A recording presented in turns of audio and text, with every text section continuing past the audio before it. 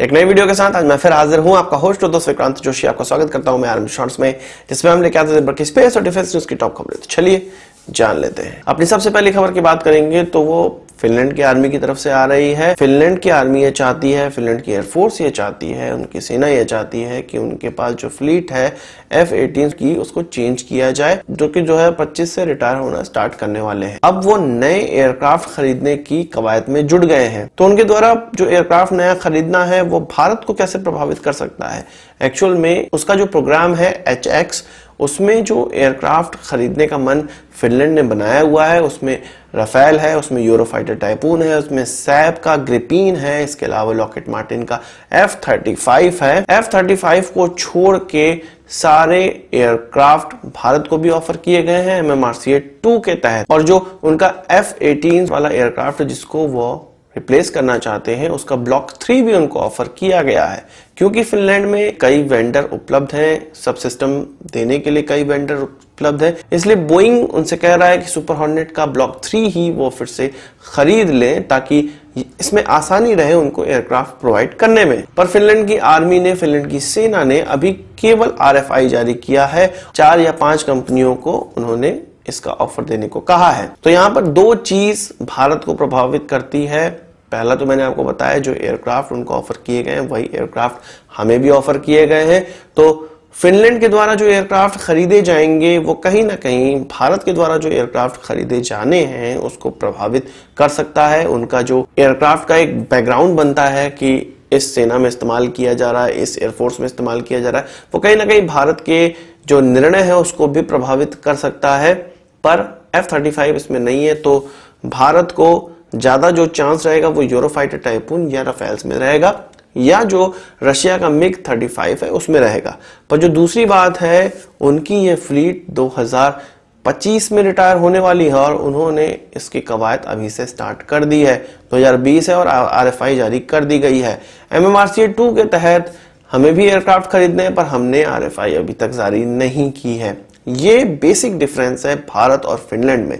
हम तब तक इंतजार करते हैं जब तक कोई एक एयरक्राफ्ट अपनी पूरी उम्र ना निकाल दे, और फिर उसमें हम लोग अपग्रेडेशन करते हैं, और तब फिर उसकी जब दूसरी बार उम्र निकल जाती है तो ये प्रयास करते हैं कि उसको थोड़ा सा और खींच कर ले चले, ताकि नए एयरक्राफ्ट उसकी जगह ले सके, और तब भी हमारे पास वो फ्लीट पूरी नहीं हो पाती है। तो ये बेसिक डिफरेंस है हमारे और फिनलैंड के बीच में, जिससे हमें पता चलता है कि हम भूख लगने पे ही धान रोपने जाते हैं। इसके अलावा बात करेंगे तपन बोस की। आप अगर गूगल पे सर्च करेंगे तपन बोस से, तो स्क्रीन प्ले राइटर कहे जाते हैं ये, और इनके द्वारा भी सेना को डिफेम करना और सेना पर बयान निकलकर सामने आया, जो कि अब एक चीप पब्लिसिटी स्टंट हो गया है। आपको पब्लिसिटी चाहिए तो आप सेना पर कुछ बोल दीजिए, या आप कुछ एंटी नेशनल चीज कर दीजिए, जिससे कि आप फिर चिल्लाने लगे कि लोग मुझे एंटी नेशनल कह रहे हैं, मुझे एंटी नेशनल कह रहे हैं, और आप फिर फेमस हो जाएंगे। ये नॉर्मल क्राइटेरिया आज का हो गया है। तो आप जानते हैं कि तपन बोस ने क्या कहा था। उन्होंने कहा था कि पाकिस्तानी आर्मी और भारतीय आर्मी के बीच में कोई अंतर नहीं है। पाकिस्तानी आर्मी भी अपने लोगों को मारती है और भारतीय आर्मी भी अपने लोगों को मारती है। तो अब भारत की तरफ से भारत के सेना प्रमुख ने इस पर अपनी प्रतिक्रिया दी है। जब पत्रकारों ने उनसे पूछा इस बारे में, तब उन्होंने ये बताया कि भारत को सुरक्षित रखने के लिए जो भी चीज आवश्यक होगी और होती है, उसके लिए इंडियन आर्मी खड़ी है, और वही चीज वो करती है। भारत में रूल और रेगुलेशन लाने के लिए, लॉ इन्फोर्स करने के लिए जितनी भी चीजें इंडियन आर्मी को करने की आवश्यकता होगी वो करेगी, और हमेशा से ही करती आई है। इससे ज्यादा इंडियन आर्मी कुछ नहीं करती है। तपन बोस का जो कहने का औचित्य यह था कि भारतीय आर्मी जो कश्मीर में अपने ऑपरेशन चला रही है, या नॉर्थ ईस्ट में जो ऑपरेशन चला रही है, उनसे रिलेटेड था। तो यदि उनके घर में कोई चोर घुस जाए, या कोई डकैत घुस जाए, कोई मर्डर घुस जाए, तो वो क्या करेंगे? पुलिस को इन्फॉर्म करेंगे, या उनकी जान को खतरा है तो वो अपने आप को डिफेंड करेंगे। इन दोनों चीजों में से वो कुछ नहीं कर सकते, यानी कि वो इसके खिलाफ एक्शन लेंगे जब कोई गलत तत्व उनके घर में घुस जाता है। तो क्या ये उसके कंपेरेटिव हो जाएगा कि आप सड़क पे चलते किसी को मार दें या किसी के खिलाफ कुछ कर दें? ये उसके कंपेरेटिव बिल्कुल नहीं रहेगा। पाकिस्तानी आर्मी जो करती है वो अपने प्रोपेगेंडा के तहत करती है। पाकिस्तानी आर्मी का रूल चल रहा है पाकिस्तान में, भारत में भारतीय आर्मी का रूल नहीं चल रहा है। भारतीय आर्मी उन आतंकवादियों को ही ढेर करती है जो भारत की शांति में विघ्न पहुंचाते हैं। इसके अलावा भारत और पाकिस्तान में एक मूल डिफरेंस यह है कि जो चीज आपने भारतीय आर्मी के लिए कह दी है वो आप कहने के बाद भी आसानी से भारत में घूम सकते हैं, इसके अलावा और भी अपने प्रपंच कर सकते हैं। पर यदि यही चीज पाकिस्तानी नागरिक पाकिस्तान में कह दे तो अगले दिन वो गायब हो जाएगा, वो मिलेगा ही नहीं, या उसे अपना वक्तव्य चेंज करना पड़ेगा या वो पाकिस्तान से बाहर जाने को मजबूर हो जाएगा। तो ये बेसिक डिफरेंस है कि आप अपनी भारतीय आर्मी को गाली दे सकते हैं और तब भी आप भारत में शान से रहेंगे, वो आपकी सुरक्षा के लिए तब भी बॉर्डर पे जुटे होंगे। पर पाकिस्तान में आप ये बिल्कुल नहीं कह सकते हैं। तो तपन बोस जी, आपको इस बेसिक डिफरेंस को जरूर उजागर करना चाहिए। और एक बात यह है कि इस टाइप के जो लोग हैं, जो फिल्में बनाते हैं, जो हमें प्रभावित करने का मादा रखते हैं, वो सोचिए किस प्रकार से हमें प्रभावित करते होंगे। उनकी एक मानसिकता है, यदि उस मानसिकता के तहत वो हमें कोई चीज टेलीविजन पे दिखाते हैं, कोई सिनेमा में दिखाते हैं, तो हमारी मानसिकता भी उसी प्रकार की बन जाएगी। इसी प्रकार से यह जो प्रभावित करने वाले लोग हैं वो हमारे समाज को एक तरह से ड्राइव करते हैं और हमें यह दिमाग लड़ाना चाहिए कि इस प्रकार के ड्राइवर्स से हमें बचना चाहिए और हमें अपना दिमाग भी यूज करना चाहिए। जो चीज हमें टेलीविजन या जो चीज हमें सिनेमा में दिखा दी जाती है उसी को सच नहीं मानना चाहिए। ये हमारी सबसे बड़ी गलतफहमी है कि हम ऐसे स्क्रीन प्ले राइटर्स और हीरो हीरोइंस से ये एक्सपेक्टेशन कर लेते हैं कि उनको इतिहास बहुत अच्छे से आता होगा, उनको हर चीज का सही ज्ञान होगा और तभी वो हमको बता रहे हैं। ऐसा नहीं है। उनका काम है फिक्शन लिखना, फिक्शन पर्दे पर दिखाना और हम उसको एक्चुअलिटी ना माने। इसके अलावा होम मिनिस्ट्री और इसरो अब साथ मिलकर काम करने जा रहे हैं। आपको पता है कि कश्मीर में सीआरपीएफ पोस्टेड है और सीआरपीएफ होम मिनिस्ट्री के अंतर्गत आती है।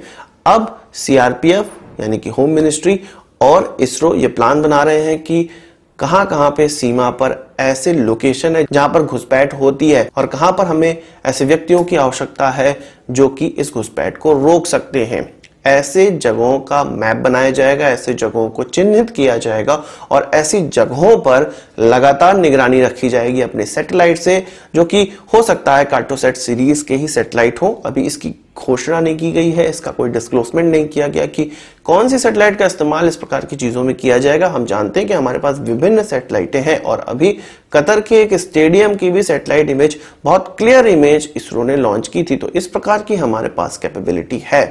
तो इस्तेमाल करना चाहता है इसका हमारा होम मिनिस्ट्री और यह चाहता है कि ऐसी जगहों पे जहां पे हम लगातार घुसपैठ देख रहे हैं या क्राइम देखते हैं, हम ऐसा जरूरी नहीं है कि ये केवल बॉर्डर के लिए हो, ये देश में कहीं के लिए भी हो सकता है, पर मेनली इसको पाकिस्तान बॉर्डर और बांग्लादेश बॉर्डर पे माना जा रहा है। और इन बॉर्डर्स पे एक डेडिकेटेड सैटेलाइट्स लगी होंगी जो कि लगातार कैप्चरिंग करेंगी किस प्रकार की घुसपैठ हो रही है, हमें किन लोकेशन को सिक्योर करना है और किस प्रकार से सिक्योर करना है। तो इस चीज पर भी अब काम किया जा रहा है। वही बात करें आसिफ गफूर की, हालांकि आईएसपीआर के अब स्पोक पर्सन नहीं रहे हैं, फिर भी हमें एंटरटेन करने से ये पीछे नहीं हटते हैं। वो पत्रकारों से मुखातिब थे और उनका कहना था कि जब फरवरी 2019 में बालाकोट अटैक और उसके बाद भारत और पाकिस्तान सामने आ गए थे, तो यह पाकिस्तान की सूझबूझ थी और पाकिस्तान की कैपेबिलिटी थी कि पाकिस्तान ने इतना अच्छा प्लानिंग किया और पाकिस्तान की इस प्रकार की रिटेलिएशन की तैयारी थी जिससे कि वह भारत को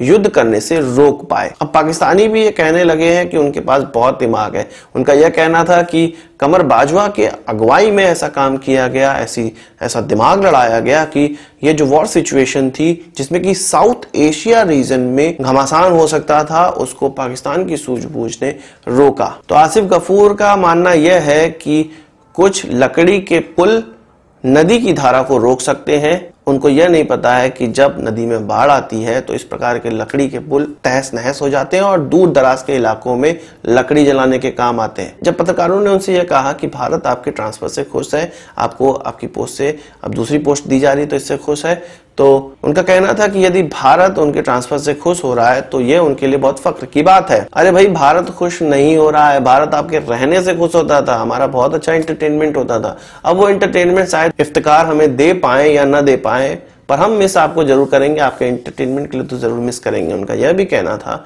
कि उन्होंने जितने भी वक्तव्य दिए डीजीआईएसपीआर के स्पोक पर्सन रहते हुए वो उनके पर्सनल नहीं थे। हमें पता है आपके पर्सनल वो नहीं थे, आपसे वो दिलवाए गए थे।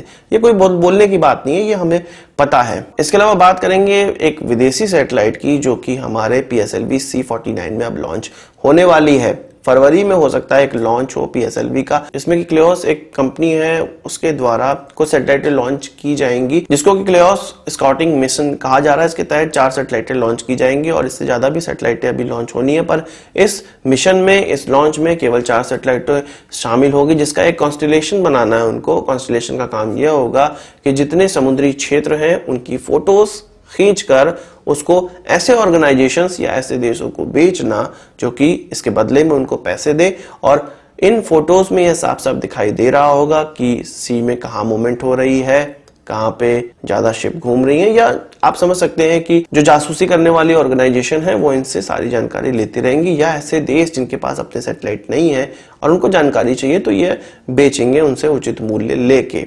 इन सैटेलाइटों के द्वारा जो निगरानी रखी जाएगी वो साउथ चाइना सी में रखी जाएगी, इसके अलावा ऑस्ट्रेलिया के आसपास रखी जाएगी। तो इन्होंने चूज किया है इसरो के PSLV सैटेलाइट को। हालांकि यह दिसंबर 2019 में लॉन्च होना था, पर कंपनी का यह कहना है कि किन्हीं कारणों की वजह से दिसंबर में यह लॉन्च नहीं हो पाया, पर फरवरी में इस लॉन्च को परफॉर्म किया जाएगा। 10 फरवरी 2020 को यह अपने सारे चारों सैटेलाइट को भारत भेजेंगे और तब जाके हमारे रॉकेट में इसका इंटीग्रेशन किया जाएगा। इसके अलावा बात करेंगे इसरो की ही, इसरो के स्मॉल सैटेलाइट लॉन्च व्हीकल की। तो अब इसमें 4 महीनों का समय और लगेगा। हम जो ये सोच रहे थे कि अभी जल्द से जल्द स्मॉल सैटेलाइट लॉन्च व्हीकल का टेस्ट हो सकता है, तो उसमें अभी समय लगने वाला है। उससे पहले इसरो की और भी लॉन्च है जिसको पहले परफॉर्म किया जाएगा, और कुछ कहा जा रहा है कि 4 से 5 महीनों का समय अभी इसमें और लगने वाला है। आज की इस वीडियो के लिए बस इतना ही। आशा करता हूँ आपको वीडियो पसंद आया होगा। आप इसको एक बात हमसे जरूर देंगे। इस वीडियो से मुझे कोई सवाल सुझाव हो कमेंट बॉक्स में जरूर लाइएगा, और यदि आपने हमारा चैनल तो सब्सक्राइब नहीं किया है उसे भी कर लीजिए, क्योंकि हम इस प्रकार की वीडियो लाते रहते हैं। नमस्कार, थैंक यू, जय हिंद।